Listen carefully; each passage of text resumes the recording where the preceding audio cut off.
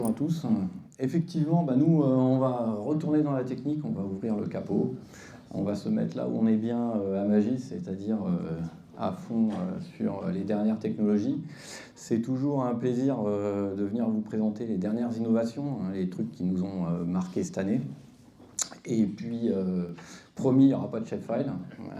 Voilà, donc ça va très bien se passer. Comme chaque année,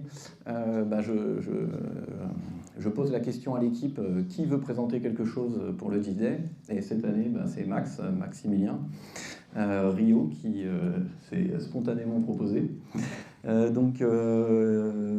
Maximilien, c'est un géomaticien, c'est un Calédonien qui a fait son mémoire de fin d'études sur l'analyse de réseaux routiers pour les véhicules autonomes à Sophia Antipolis. Voilà. Et donc, il était chaud patate, comme il dit, pour nous présenter des choses relatives au réseau routier. Donc, on a intégré ça dans une réflexion plus globale qu'on vous présentera, où on a, moi de mon côté, j'avais envie de mettre un peu aussi de nouveautés techniques. Donc, on s'est trouvé un petit sujet d'étude que Max vous présentera, et on a fait notre tambouille, on s'est fait plaisir, et on va essayer de partager ça avec vous. Donc Magis, vous connaissez la société, j'espère. Expert SIG Esri depuis 2010 en Calédonie. Maintenant, on est 7 ingénieurs.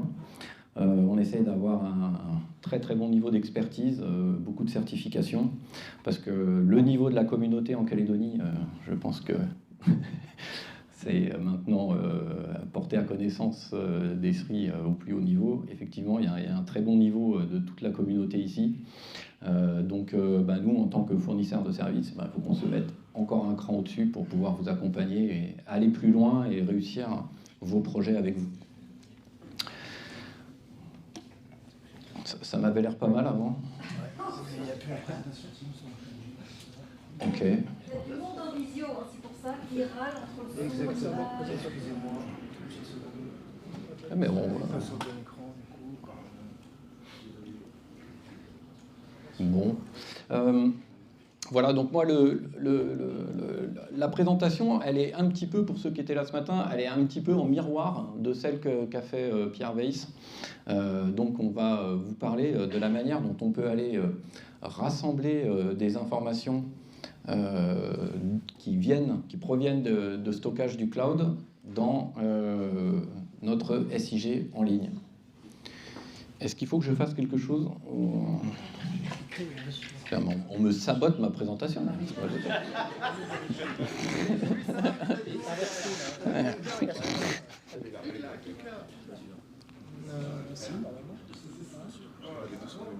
Allez, je pense.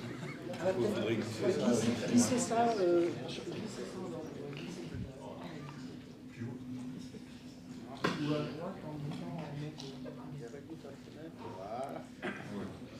Voilà. Mais de rien. Ouais. Je vais enlever le carré. Ne vous inquiétez pas, je vais enlever le carré. On a Jean qui va intervenir. Ok.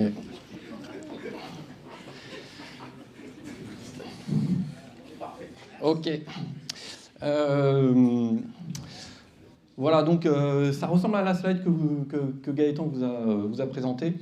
L'idée, c'est avec les data pipelines qu'on va vous présenter, et c'est une problématique qui m'est revenue souvent cette année. J'ai eu des questions. Et Yann, où est-ce qu'on met nos données dans le cloud? Et si je les mets dans mon drive, est-ce que je peux y accéder? On ne sait pas où il faut enregistrer ci, où il faut enregistrer ça. On est passé sous Google, on est dans la suite Microsoft, on a des données, on est un peu perdu.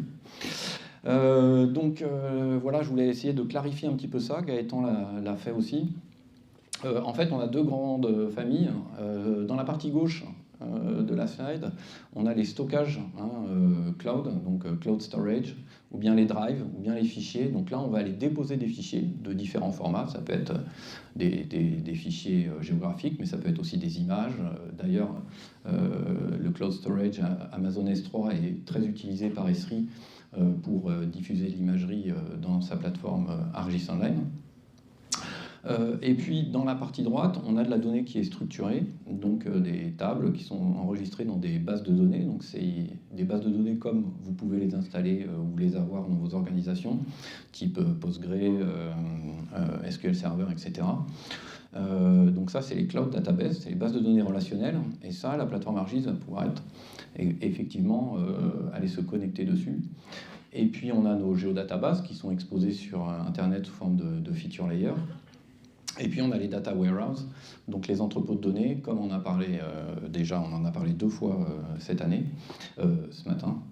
Donc les Google BigQuery en particulier, où là on est sur de l'entrepôt Big Data, donc on va aller mettre des tables dans ces entrepôts qui peuvent être très très volumineuses, et puis on va avoir des outils qui vont nous permettre de faire des requêtes et d'aller rechercher de manière très performante des données volumineuses dans ces entrepôts qui sont en lecture seule depuis le portail ArcGIS.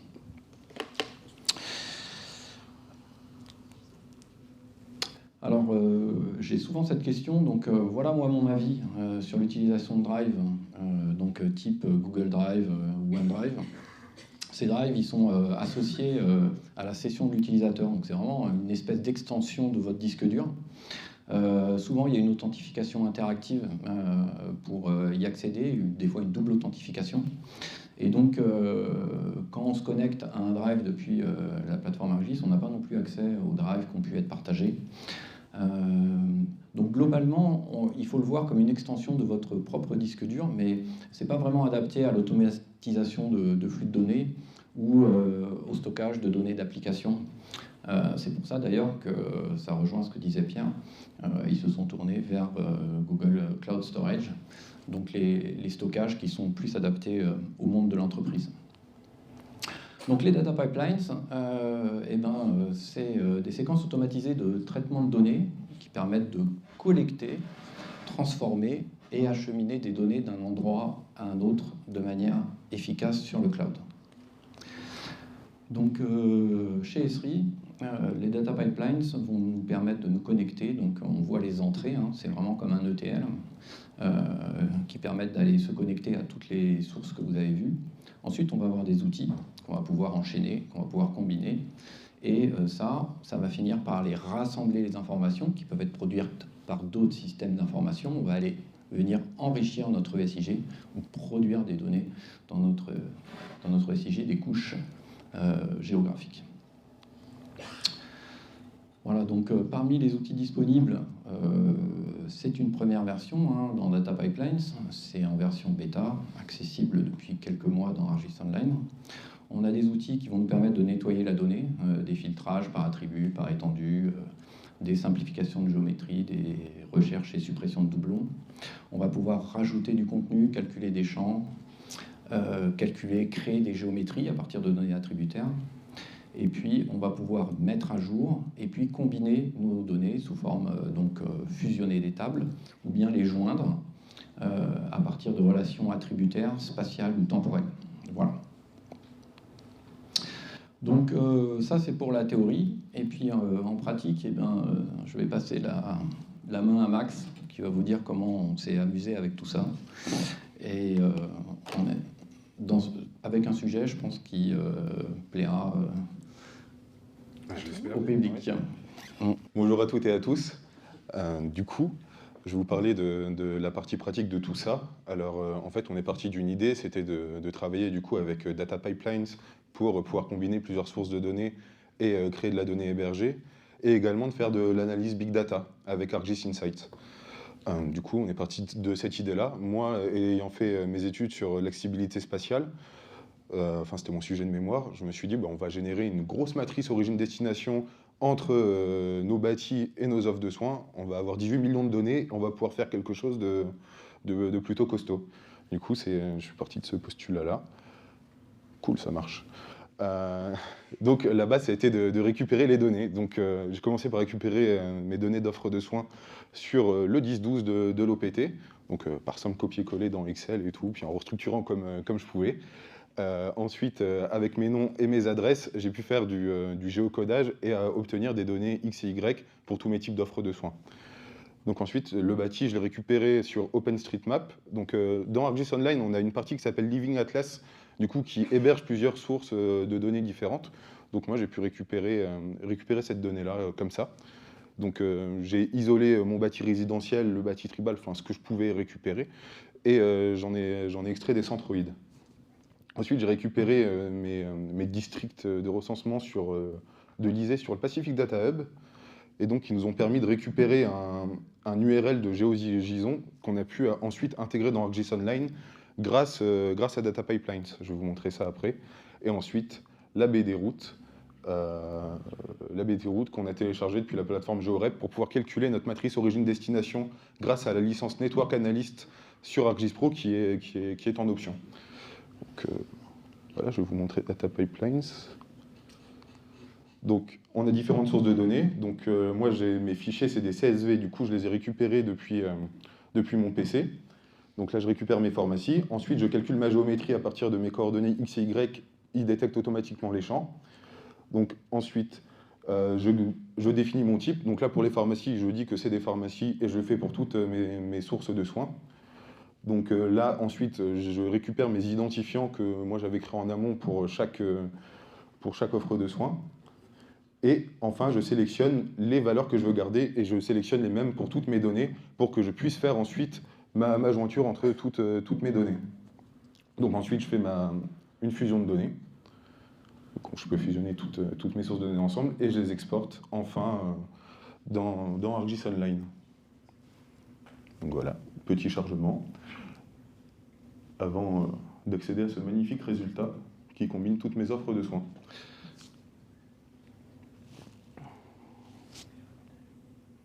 Donc voilà, on voit bien que j'ai tous mes types, que j'ai ma géométrie, mes centres médicaux, mes hôpitaux, mes infirmiers. Voilà. Ensuite, pour la CPS, donc voilà, depuis Pacific Data Hub, j'ai récupéré le lien de téléchargement du coup, qui me permet d'avoir un GeoJSON que je vais pouvoir ouvrir ensuite sur Data Pipelines. Donc je récupère ça. En entrée, je choisis un URL public. Je récupère du coup cette URL. Je définis que c'est un type GeoJSON et que c'est des polygones. Et à la suite de ça, je vais pouvoir exporter mes données directement sur ArcGIS Online. Et l'avantage en fait, de cette méthode, c'est que lorsque les données seront mises à jour en fait, sur le Pacific Data Hub, elles seront mises à jour directement sur notre portail ArcGIS Online. Donc voilà, tous les champs et tout. Donc à la suite de ça, maintenant que j'ai mes sources de données, que j'ai mon bâti, que j'ai ma population, en fait, que j'ai intersecté à mon bâti pour avoir de la population par bâti, maintenant je réalise ma matrice origine-destination entre mon bâti et mon offre de soins. Donc une matrice origine-destination, ça fonctionne comme ça. Donc c'est que ça. Donc là, par exemple, d'MBA, ça va être mon origine, ma destination connaît, et on voit qu'entre les deux, on a une distance de 257 km. Donc c'est aussi simple que ça.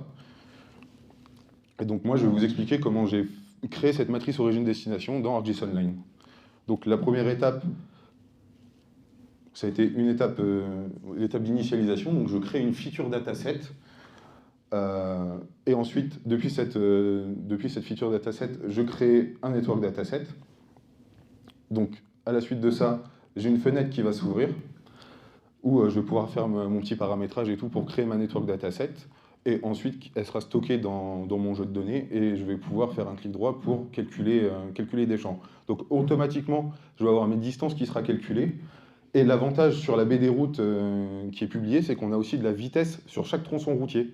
Du coup, cette vitesse, je la récupère et je vais calculer une distance temps qui va aussi du coup, nous permettre d'avoir une analyse en termes de distance métrique et une analyse en termes de distance temps.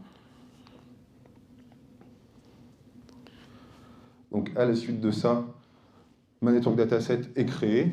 Je la mets dans mon ArcGIS Pro. Et ensuite, dans le ruban, dans mon ruban, dans la partie analyse, je vais pouvoir créer du coup ma matrice origine-destination. À la suite de cette matrice origine-destination, je vais avoir une couche qui se crée, donc qui est juste ici, et je vais avoir un nouvel onglet dans mon ruban, du coup, qui va me permettre d'accéder à tous les paramétrages que je vais pouvoir mettre en place du coup, pour calculer cette matrice. Donc, dans un premier temps, j'apporte mes origines et ensuite mes destinations, donc le bâti résidentiel en origine et mes offres de soins en destination. Et ensuite, je choisis ce que je veux calculer. Donc là, par exemple, je vais rajouter ma distance et mon temps pour avoir ma matrice origine-destination complète. Ensuite, cette donnée, je la remonte dans Google BigQuery. Du coup, ma matrice sera stockée ainsi. Donc, elle est structurée différemment de l'exemple que je vous ai montré au début. Donc ici, je vais avoir tous mes identifiants d'origine, et ici, toutes mes destinations, et ici, toutes mes distances. 18 millions. 18 millions de données, ouais. 18 millions 500 000 données. Donc on a de quoi faire. C'est pour ça qu'on justement les a stockés dans Google BigQuery, parce que c'est fait pour. Et du coup, voilà, c'est pour ça. C'est pas toi qui parle de ça? Vas-y, c'est toi. Ok. Donc quelques exemples de produits dérivés. Donc nous, depuis Google BigQuery, on a calculé du coup une distance minimum à chaque type d'offre de soins. Donc ça va nous permettre pour chaque bâtiment de savoir quelle pharmacie, quel médecin, quel hôpital est le plus proche en fait de notre bâti. Ça va aussi un peu alléger notre matrice pour pouvoir faire nos analyses après. Donc voilà, c'est ce qu'on a fait. Donc on a également le nombre de personnes. Voilà, je passe. Et donc, ensuite, on passe sur la partie ArcGIS Insight. Je vais vous montrer dans un premier temps comment j'ai fait une jointure, parce que du coup, ma matrice, il n'y a pas de géographie, mais j'ai mes identifiants de bâtiments que je vais pouvoir du coup rejoindre à ma couche de bâti. Donc ça va me faire, je sais pas, 500 points ou 600 points par bâti, mais ça va me permettre ensuite de faire des analyses sur ArcGIS Insight. Donc, la partie jointure commence. Donc j'arrive, j'ouvre un classeur. Là, je vais importer un fichier local pour vous montrer que c'est possible. Donc là, j'importe mon bâti directement. Donc voilà, ça charge un peu mon petit fichier zip. Donc ensuite, ça va charger, puis je vais avoir ma table géolocalisée qui va apparaître.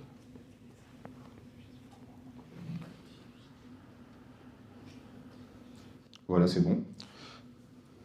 Donc voilà, j'ai ma table, j'ai mon information géométrique qui est ici.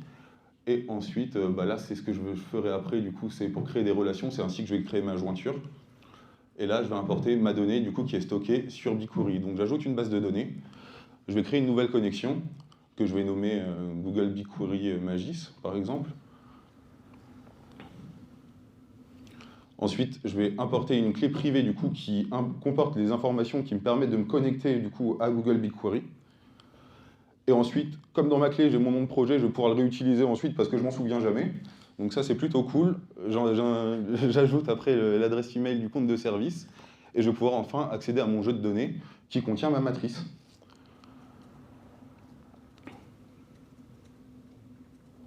Donc la matrice apparaît. Et du coup, je choisis ma matrice de distance à mon offre de soins. Donc ça y est, ma matrice est intégrée, donc qui comporte toutes les données. Et maintenant, je vais réaliser du coup une jointure entre mon bâti géolocalisé et ma matrice. Donc pour ce faire, là j'ouvre ma table, parce que j'avais envie de l'ouvrir, et ensuite je crée du coup mes relations, donc j'ajoute mon bâti, et ensuite j'ajoute ma matrice. Il me détecte automatiquement les champs, plutôt ici, qui vont se joindre du coup entre eux. Donc je fais terminer. Je vais avoir un petit temps de traitement et on va voir ensuite ici apparaître du coup la combinaison de tous mes champs. Donc là, dans Bâti OSM, je récupère bien du coup mon information géographique qui était présente dans mon bâti ici. Donc là, je récupère bien, puis ensuite toutes les infos. Du coup, je combine bien mes deux données. Maintenant, on va passer à la partie analyse du coup sur ArcGIS Insight et pour vous montrer surtout la simplicité avec laquelle on peut faire une analyse. Donc ici, j'ai importé toutes mes données. Ce que je vais faire, c'est que j'ai chopé mes communes de la Nouvelle-Calédonie que je vais ouvrir en grand du coup pour que vous voyez bien.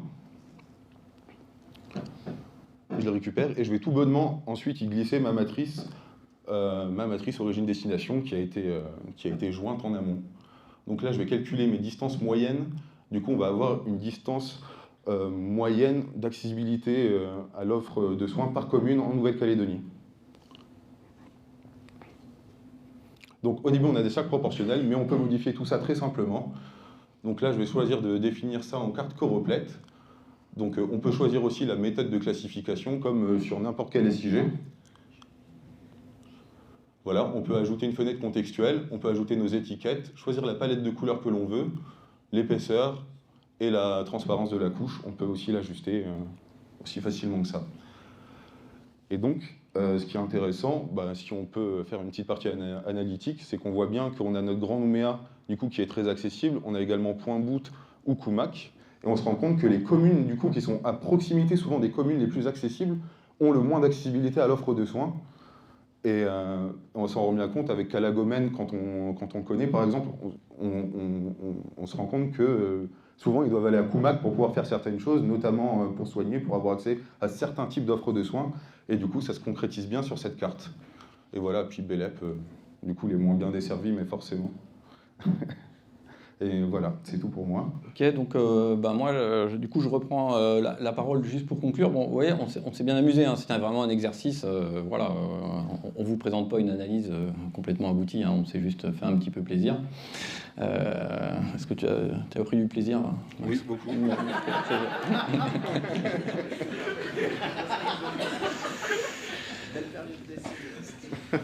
Ok, donc on a vu ensemble les capacités de la plateforme ArcGIS pour se connecter à des sources de données de différents types sur le cloud.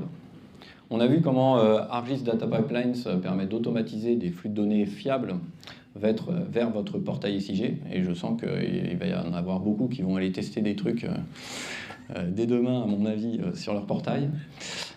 Et puis, on a vu ArcGIS Insights, une application qu'on ne vous avait jamais présentée. Du coup, voilà, Gaëtan et puis nous, aujourd'hui, on vous a peut-être fait découvrir cette application qui propose une interface qui est dédiée à l'exploration et à l'analyse de données et qui est assez sympa à utiliser. Voilà, merci.